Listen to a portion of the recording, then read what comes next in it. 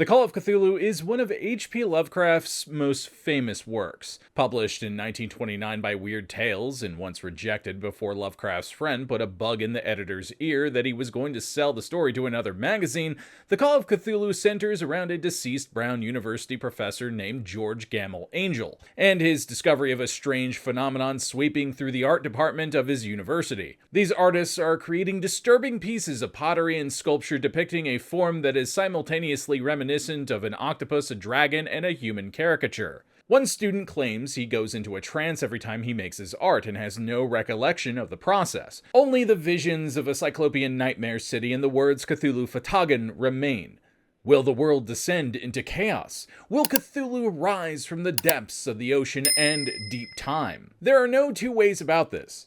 The Call of Cthulhu created one of the most popular horror characters in pop culture, to the point that you can now get him as a plushie at many fine literary establishments around the globe. Also, he comes in cat form and call girls, apparently. But despite the growing popularity of cosmic horror, Lovecraft's work in general, and not to mention Cthulhu himself, the Call of Cthulhu's had a troubled history when it comes to adaptations. A low-budget silent film adaptation made in 2005 by the HP Lovecraft Historical Society exists. The time has come. The stars have aligned. And our queen has been crowned. Hey, no, that's not the right film. There we go, that's better. But many of the films that feature Cthulhu's name are actually adaptations of The Shadow over Innsmouth, which is kind of weird, right? The silent film is particularly interesting because of its creative choices. And don't worry, we'll be talking about this film in more detail later. But honestly, I think the best adaptation of the story yet was released last year. And it's from the same man that made the legendary manga adaptation of At the Mountains of Madness we talked about in my second Alien essay. That's right, we're going to be talking about Gou Tanabe's The Call of Cthulhu. Like many of Lovecraft's stories, The Call of Cthulhu is an epistolary tale, told through the letters of journal entries of two deceased men, a boy and his childless uncle. When a disturbed art student brings Professor Angel a bas-relief depicting a strange being with the head of an octopus, wings of a dragon, and body of a man, he becomes absolutely obsessed with the mystery of why so many of his fellow art students are having dreams and visions of strange vistas and a nightmarish entity taller than any building made by man. Only the words Cthulhu Fhtagn and R'lyeh seem to be common between cases, and students often find themselves carving inscriptions on their bas-reliefs, ones that leave Professor Angel puzzled and disturbed. Eventually, a New Orleans police chief discovers that members of this cult are kidnapping people in the swamp of Louisiana. The police chief says that they believe the cult to be committing human sacrifices, but the cultists later claim they killed no one, that they came from the shadows to take what was offered. Ooh, ominous, right? This, combined with scattered reports of mass hysteria around the world, leaves the professor feeling a sense of dread and doom. Eventually, Thurston's investigation leads him to discover a newspaper article from 1925 talking about the discovery of a derelict ship called the Alert. Of the crew, there is only one survivor, a stark raving madman named Johansen, who claims that their original ship, a yacht named the Emma, was attacked and his crew was forced to commandeer the Alert. It's at this time that things begin to make a bit more sense. Thurston connects the dots between these separate events, the artists and their strange nightmares, the great storm in March and the quaking sea, the cult's activity, the mass hysteria, the dogs and cats living together, and the Alert in Johansen's story all seem to correlate with each other. Needing to know more, Thurston finds Johansen's place of residence in Oslo, and his widow offers him her late husband's journal. The journal reveals that the crew later discovered an island with strange cyclopean architecture. They surmise that the Alert was trying to protect the place for some reason. The island is strange, like wandering around a kaleidoscopic hellscape. Or, as I love to describe liminal spaces, an M.C. Escher painting from hell. Eventually, the men discover a great chamber, and unluckily for them, it opens to reveal Great Cthulhu himself, freshly awoken from his aeons-long catnap, and guess what? He's pissed. All but two of the sailors, including Johansen, survive, and the two men flee from the island of R'lyeh. An enraged Cthulhu, presumably because he didn't have his coffee in the morning, gives chase. Johansen rams Cthulhu in the head with the Alert, but he's horrified to see that the damage caused by the ship just regenerates. Though the alert manages to escape, Johansen becomes the target of the Cthulhu cult, and it's implied they might have played a part in his death. Though much like Thurston's late uncle, the authorities can find no cause of death. Though Cthulhu returns to his house to begin his slumber anew, it's implied that he will rise again when the stars are right. Despite the rushed ending and some of the more unsavory aspects of the Call of Cthulhu, it's still regarded as a classic. Though it's certainly not my favorite story from Lovecraft's catalog, I'd be lying if I said there weren't some really cool ideas in this story. Stuff like a bunch of artists having shared apocalyptic visions, the nightmare M.C. Escher hellscape of R'lyeh with strange physics, and even Cthulhu and his cult are all conceptually interesting. Particularly the stuff involving Cthulhu's strange psychic power over artists. That's something that's always stuck with me. No, seriously, I'm so into this idea I've written a novel centered around that very concept. It's called Cthulhu Grimoire, and it's set in 2023 at a for-profit art school in Southern California, and deals with the idea that the Necronomicon can infect your mind like a computer virus. I can't wait for people to read this, because it's some of the weirdest shit I've ever written. That's the amazing thing about Cthulhu, though.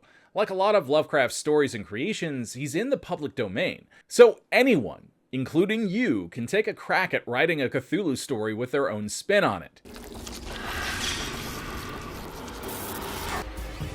She's a hooker, isn't she? Yes, even like that.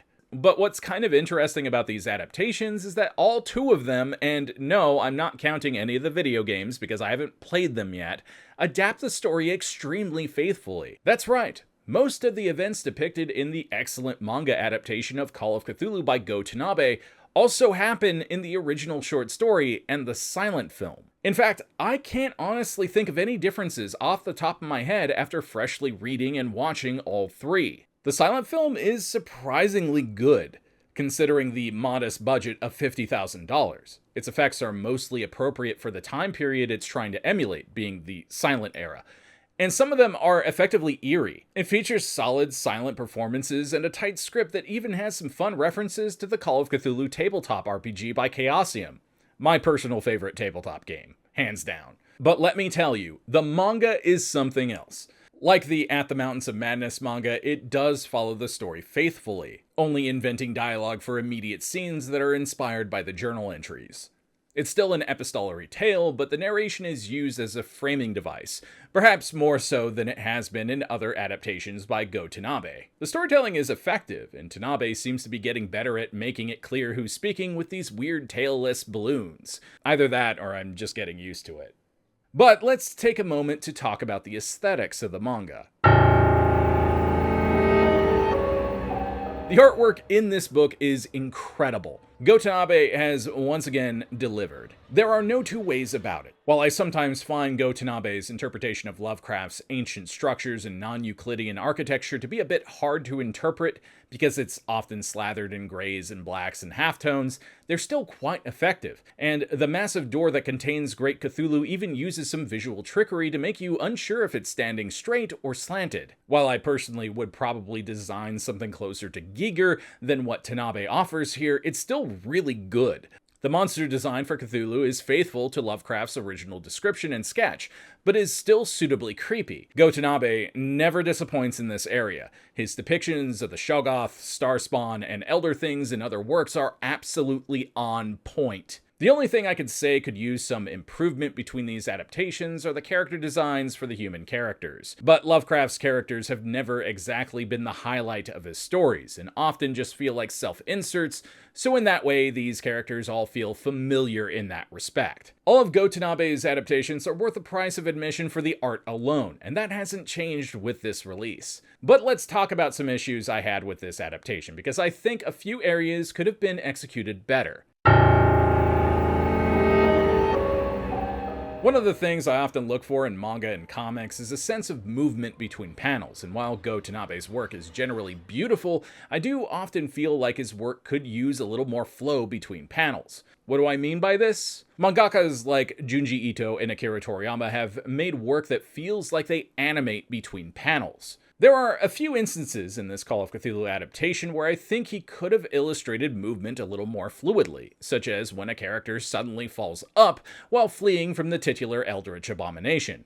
I think one of the coolest aspects of cosmic horror stories and weird fiction in general are the depiction of liminal spaces. Twin Peaks and its third season are a great example of how to depict liminal spaces on film and keep them feeling suitably weird. The episodes dealing with Dale Cooper's exploration of what I'm assuming is the White Lodge after having fallen outside time, as well as the episode that gives us a visual explanation for how Bob emerged from the first ever nuclear bomb tests, all give us a great sense of strange liminality. Given this example, I don't think either adaptation really illustrates the strangeness and liminality of Rel. Yeah, it would have been awesome to get some more visual trickery in the perspective and imagery to make the madness of what's going on as these people explore the island feel all the more palpable. The falling up thing, I think, is the best example, because we never get a real sense of weight for how the physics in this place is changing as the characters explore it. My other criticism would be that the adaptation is at times a little too faithful. But what do I mean by that? Well, other than some of the racist undertones still being present here, though it does take place in the 1920s, and at the very least not every character goes off making comments about mongrels and such, Professor Angel's executor and nephew, Francis Wayland Thurston, isn't so much a character as he's a device through which the story is presented. But I think it may have worked better to eliminate this character from the main narrative entirely, or simply have them come in at the end once the uncle's story has concluded. You could have also had him being an active participant in the story, in the investigation. To further extrapolate on this, it's not that we have to entirely get rid of the epistolary part of the story, but it's certainly one that's harder to adapt to other mediums, unless you're doing some kind of found footage type thing. Part of the trouble with adapting Call of Cthulhu so faithfully is that the story's already concluded before it's begun. It might be a better idea for future authors and artists looking to bring this story to other mediums to think about telling the story from the perspective of Johansson and the artists. If the main crux of the story is the piecing together of strange knowledge and seemingly separate events revealing a truth too terrible for rational minds to comprehend, then I would lean into that.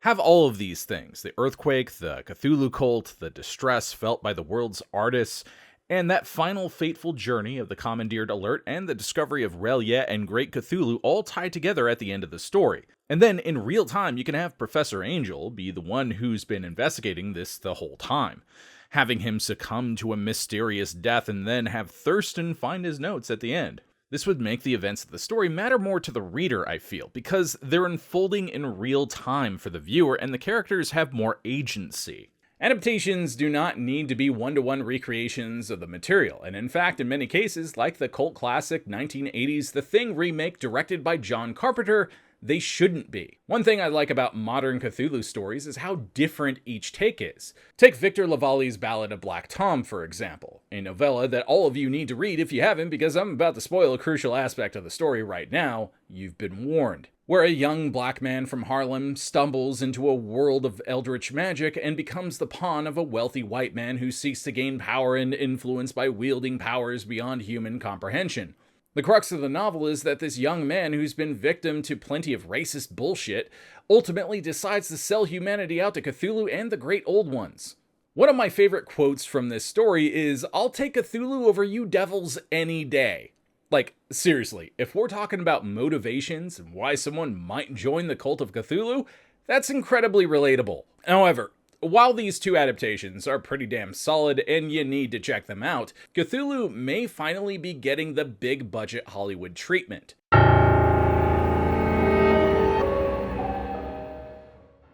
Yes, you read that title right. James Wan wants to make a theatrical adaptation of HP Lovecraft's The Call of Cthulhu.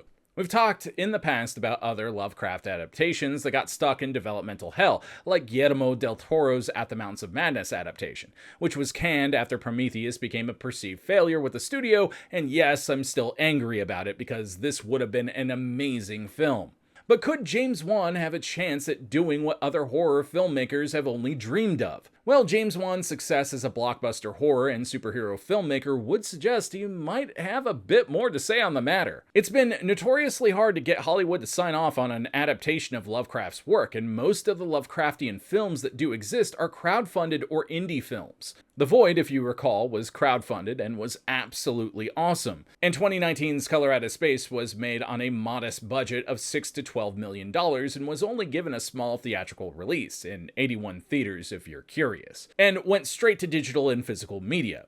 Which to me is pretty silly. They could have easily made their money back with a longer theatrical run. So it's pretty clear that most studios don't see Lovecraftian horror as something that will appeal to general audiences. Even with the recent rise in Cthulhu's popularity, it might be hard for James Wan to get someone to invest in his vision. But I find it strange that so many outlets seem to think that Call of Cthulhu is unfilmable. And look, I get that most audiences won't be able to get the cerebral and psychological aspect of cosmic horror as a genre, no matter how hard you spoon-feed it to them, but I think there's an argument for how this film could be made and potentially be one of the most terrifying things ever put to film. And trust me, I've done a lot of thinking about this, and now that I've written my own cosmic horror novel centered around Cthulhu, I've had a lot of time to think about how it might be possible to represent this madness on screen. I approach most of my books as if they're big-budget science fiction horror epics, because I grew up on films like Alien and The Thing. And the thing that really pulled me to Cthulhu is, as I mentioned earlier, his power over artists. James Wan, having cut his teeth on the Conjuring and Insidious films,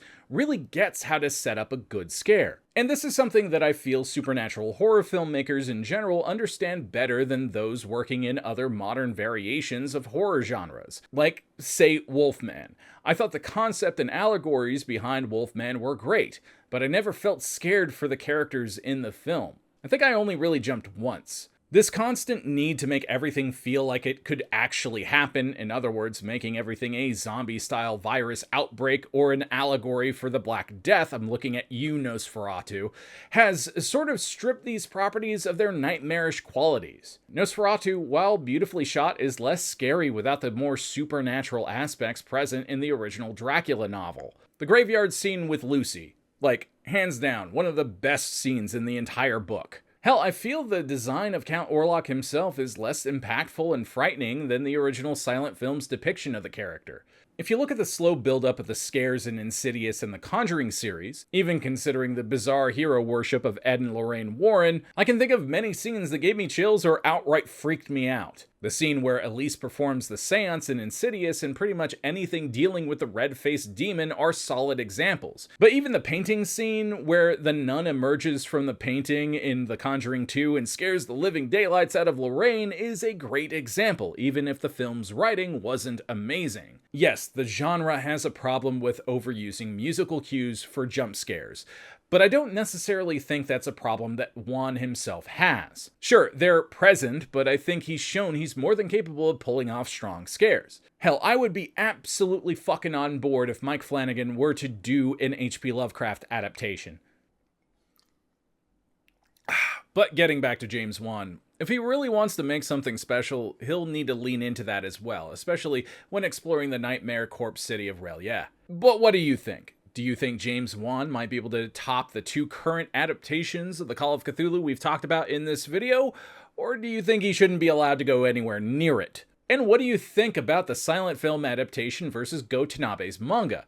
Which one do you prefer?